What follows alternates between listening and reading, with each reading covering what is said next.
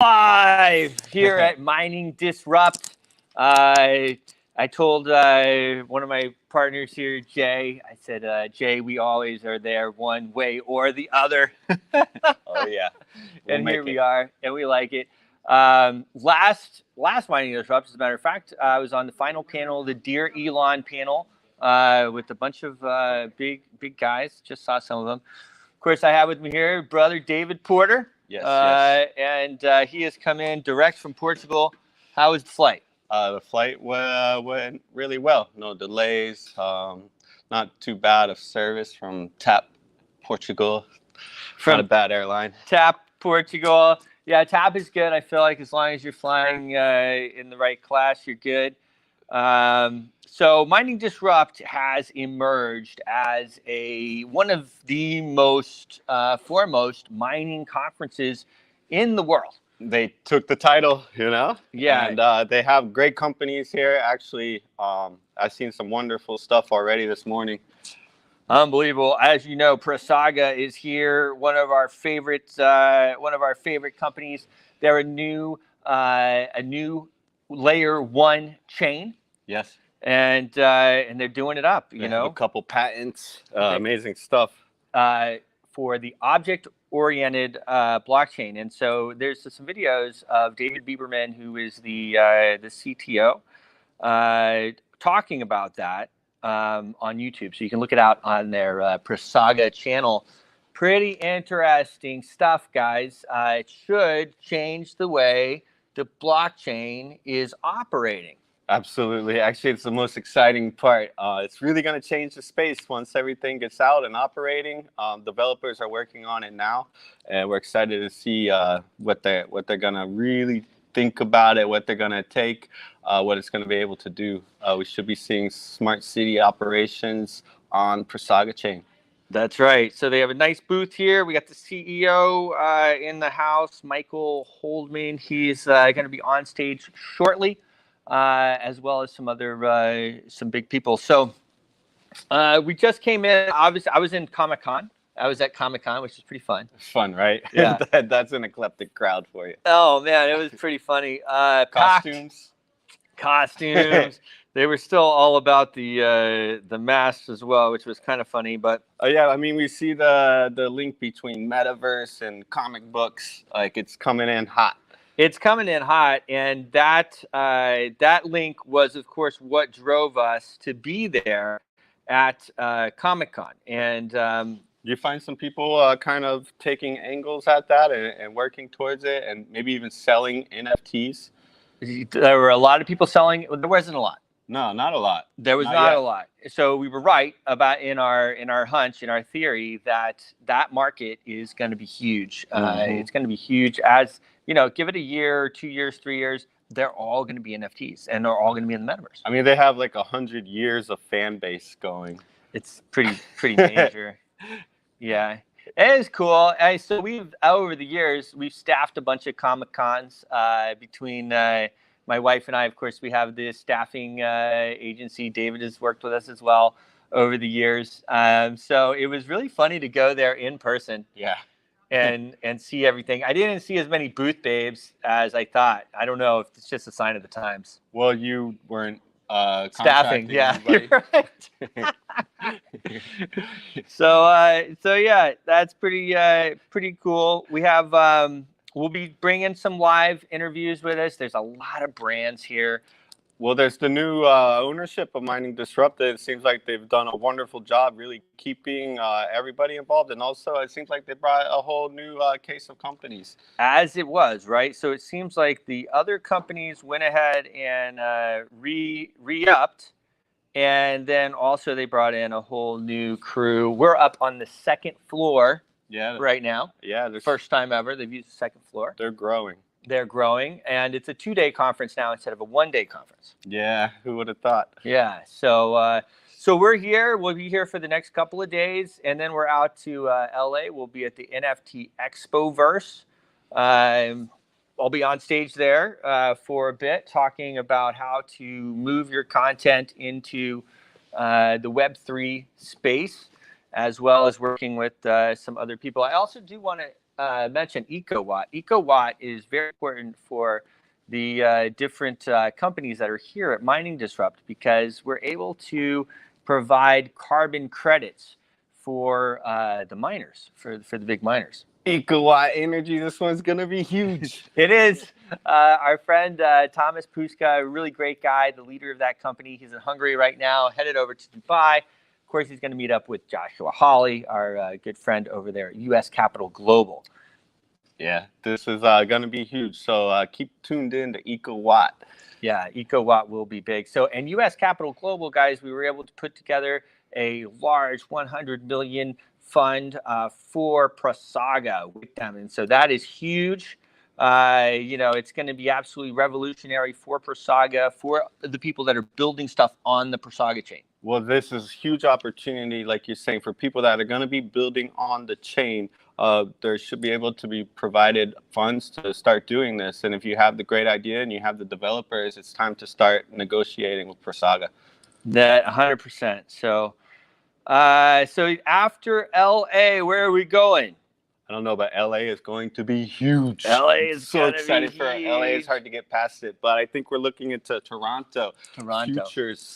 Futurist Conference. They've partnered now with Toronto. So that is going to be absolutely huge. There's over 500 developers coming in for the hackathon that they're having. Oh, yeah. There's rumors of a big Washington Elite Gala in the castle. Yes. And Vitalik is he's headlining the event. So it's actually going to be huge. So David, go ahead. It's always great to have Vitalik there. It's always great to have Vitalik, no doubt about it. So now I don't think we've been able to sit down and actually just kind of shoot the crap here since the Harvard Gala. Oh, yeah, that's true. The Harvard Gala, I mean, that was an amazing moment for the space. And NFT NYC was incredible. Like the amount of people they brought in was insane. They were saying there was 15,000 people there. I can tell you with everything that was going on, it was way more than that. There were many people that didn't have tickets, but they were still participating in the side events. Maybe they were coming in here and there. And also, Times Square ended up being part of the conference. Yeah, absolutely. You had the views from the conference. You could look out to Times Square. You saw the billboards running. You saw our billboard running. You saw Prasaga's and Metaverse. It was pretty awesome. Metaverse. Yeah, so we are working with Joel, put together some great things there. I know he was just out in Paris. Oh, yeah, Paris was rocking. Yeah, Paris was great.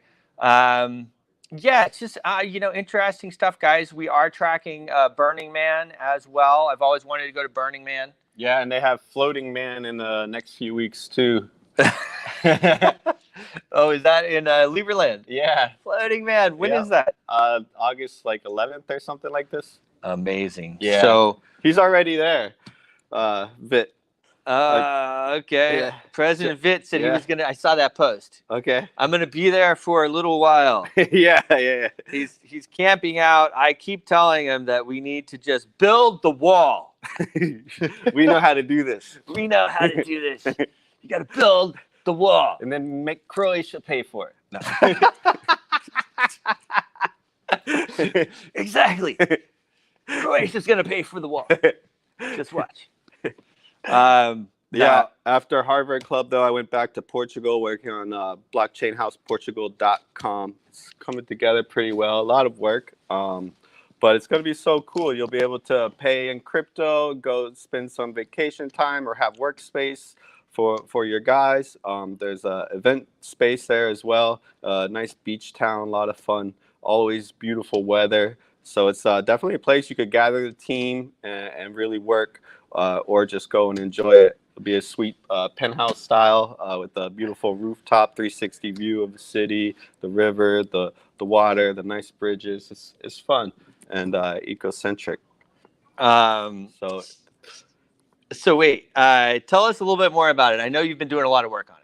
Yeah, it's a lot of work. It's a whole remodel, So I'll have a nice 2023 touch to it. Where I'm picking up one of these Starlink satellite dishes. So we'll have the internet from from Starlink from Elon there.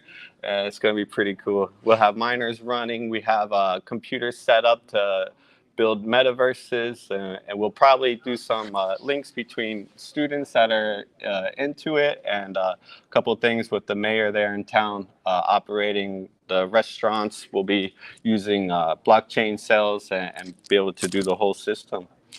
Well, it's pretty amazing. And, you know, this is the brainchild of our good friend, Emilio. Emilio made a ton of money with NFTs. Aha. Hopefully he cashed out before the crash. Probably didn't, but it's okay. It's coming back. Everyone's like, so do you think that's it? And actually, guys, as much as it should go lower again, it's very hard to predict. It might not go lower again. We did have a pretty decent crash over the last few days, all tied to the Fed is going to raise the rates 75 basis points to 100 basis points. And that's going to be pretty interesting. You know, what that does is it makes the US dollar more expensive for people to operate with it. And so that's why you see the US dollar gaining on the euro and the pound, even though inflation is through the roof. Yeah, they got to skew things into their favor. So we're along for the ride. And luckily, we're in this space where we can kind of coordinate our own paths. And it's fantastic. It's great to be a leader. It is true. And I know, I talk to certain people and we talk about, what is going to win out, whether it's the unlimited supply of coins or if it's the coins that have a limited supply, and it can kind of go back and forth on it because of course you look at Bitcoin. Yeah, limited supply. It also depends on kind of your maybe your background, where you come from, how you see ecosystems working better. Sometimes it might be better to have access to more coins versus a limited supply. Things need to operate and function for everybody's well-being. It's about helping people. It's about prosperity for people. And so sometimes it's about rarity and sometimes it's about supply. Well, it's pretty interesting when you talk to guys that, here's what's going on with the inflation and the Fed and everything else. People that are smarter than us are taking your money. I mean, that's really the long and short of it. Okay. Yes. Yeah, that's what it is. You think you made a lot of money last year? Well, nice. Now we're going to take a little bit of it. Okay. And so when you look at these different companies and what their tokenomics are and everything, look at who is putting together their tokenomics. And, if those people are highly renowned and everything, then maybe you want to look a little bit more at them. Pretty interesting stuff. I mean, the tokenomics can be just absolutely crazy. So I am pretty excited about this conference. We're going to go downstairs, of course. We're going to talk to a lot of the different companies that are here. But, with Ethereum now going POS, you're going to have a lot of miners out there that are looking for a home. So I think it's a big opportunity for different mineable chains to catch some of that hash. Secure your network. Yeah, secure your network. It will be pretty interesting. I think we're going to see a big pump we're already seeing it really for Ethereum leading into it. And then what they always say, guys, is buy the hype, sell the news. So then when it actually happens, you're probably going to want to sell. Of course. before it actually happens. Because everyone's going to be like, oh, okay, it's going to happen and then it's going to go to the moon. Well, no, it already went to the moon. Yeah. So at least sell a lot. Yeah, at least sell some. Because you never know. It could then go to the moon. But of course, going POS, Vitalik has resisted that for a long time. Yeah, he has. It's really funny. Everybody's like, when's Ethereum 2 going to launch? I'm like, why would they launch it? They're killing it. They're killing it, right? Like the gas fees aren't through the roof right now. That was insane last year. That was insane. So it's like $80. Congratulations to all the miners. We'll see where they start pointing their miners to, though. It's going to be pretty interesting and a big play for some people. So that's a big play. Of course, we have Persaga with their new layer 1. That's a big play. They're POS and mineable. So, and that's a whole new even language that they're coming out with, the Saga, whatever it is. I forget what the Saga chain, but there's a name that they put it. No, there will be a Sagaverse as well. And then also, I think with the carbon credits, a huge play. The carbon credits is going to be massive. Yeah, it's going to be massive. It will continue to cost money to run these chains. I mean, that's really the thing. And when you get rid of the mining part of it, you are taking away a large part of the security. I think Ethereum's going to be fine, but the fact of the matter is, if you have a total proof of stake coin, you're taking away part of the security that runs that. If guys are paying a lot of money for power to run your chain, it's more secure. More secure, absolutely. And I forgot my point. I had one there.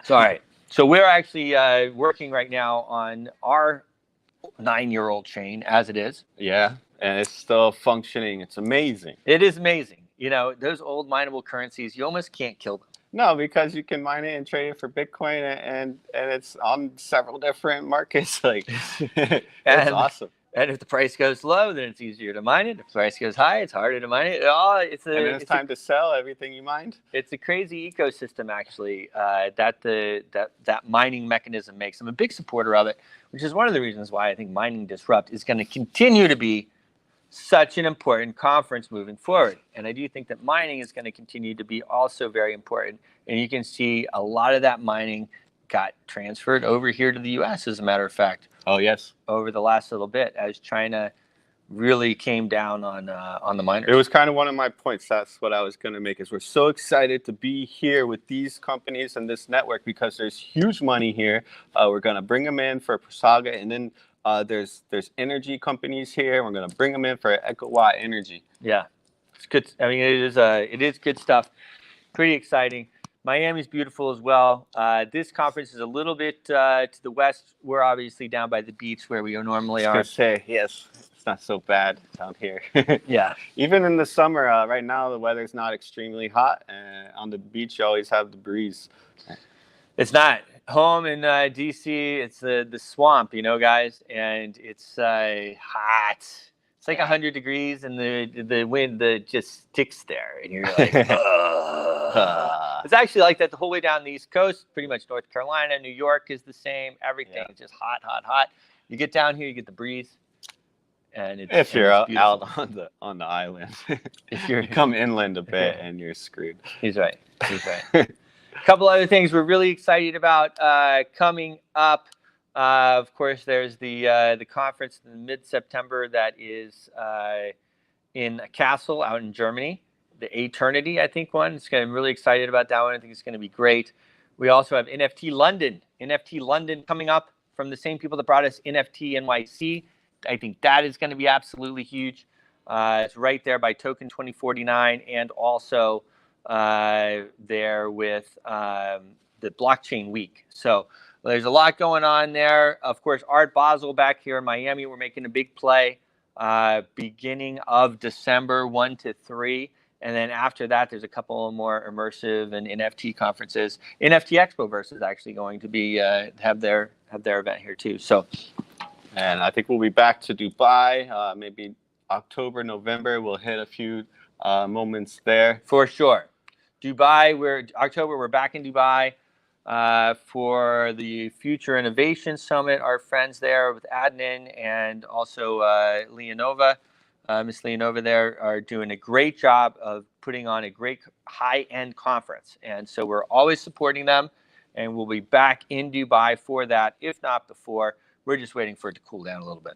Of course. You think it's hot on the East Coast of America, and Dubai is like 20 degrees hotter. The last 2 years, we went like every month, even in the summer. And this year, I'm happy to say that we're not there for the summer. And God bless all of you guys that are there. I know it's still a wonderful place. I can't wait to get back there. Absolutely. There's some cool art here. We have Jesse Artman hosting some of the best artists out of Miami. And Miami really, I think, is the best NFT art in the world. They really have the most amazing artists here, and their augmented reality art and their virtual reality art's insane. It's insane. And Jesse Hartman is doing a great job. I see him out there, as a matter of fact. I'd invite him over, but he just doesn't look like he's ready to go on prime time. He's right like holding these expensive pieces. Yeah, he's like sweating at the moment.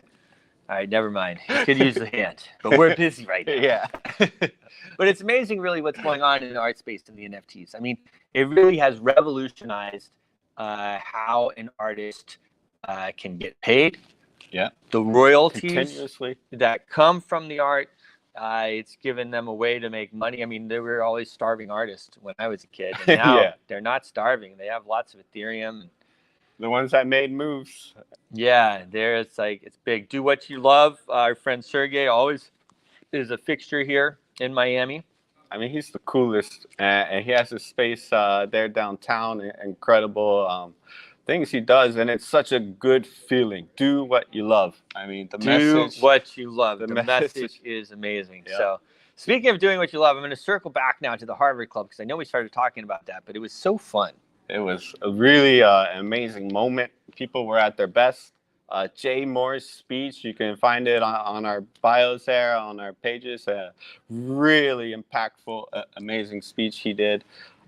Skylight put on their show. It was awesome. Yeah, everyone killed it. You know, we didn't let that many people on stage. We only gave away 2 or 3 awards. Oh yeah, Miss Teen Crypto. Miss got an Teen award. Crypto even got an award. And we did little NFTs on the Apple Watches, which was kind of cool. Yeah, her momentum is amazing. She's really a force out there. It's really cool to watch, the whole thing develop. She has done a great job. You can see her all the time. She's going live there in Times Square. She's doing it up. We're big fans of Miss Teen Crypto and what she's doing. But, it was a really special moment there at the Harvard Club in NYC. Of course, we had the billboard going there for the entire week. Once I figured out how much I was paying for that, I put David and I's face on there. I said, okay, fine. How much is this? Put us on there. But that was a pretty cool experience. We'll definitely do that again. And also use billboards. I think the use of billboards is going to become more and more as the NFTs, because it's a way of displaying things, and it's kind of like reemerged as an important way of advertising. So keep your eyes out for our billboard in LA next week. Keep your eye out for our billboard in LA. Also Toronto. Actually, I was looking at some other ones. But pretty amazing. The Harvard Club was absolutely a great venue. We love it. Great experience there. When we do these events, it's always important to have a venue that everybody wants to go to. Well, really, thank you to the Harvard Club for having such a beautiful place, an iconic place. When you walk through there, you see these the president's portraits and the really prosperous people that made impactful things happen in the world. It's major, and it was right there. Obviously, we went over capacity very quickly. So there were some very important people that didn't make it in. It was so nice. Bruce even wore a tuxedo. I did. It's true. Or tuxedo. Everyone's like, holy smokes. It was great. So we'll do, I think that'll be a regular thing. We'll do that in New York next time as well. Actually, in September, there's a UN week. We're going to do another big gala up there. I was talking with our friend Avelio Medina, who is, of course, one of our recipients of the Washington Elite Award in January. Really great guy. Yes, absolutely. A lieutenant mayor in the area here, as well as works with the Chamber of Commerce. And Filio and Elijah John. Elijah John came. He was there. We're doing some really great things with the Vilio, though, as far as a fund, putting together a large fund, and with these opportunity zones that are all over the place. They've done a great job here in Miami. Yeah, it's really great to network these companies together, build the fund, and get their projects up and running and working. Up and running and working and helping people. So really cool stuff. I think we will leave you for now. It won't be long. We'll be back on in any time. Stay tuned. See you soon.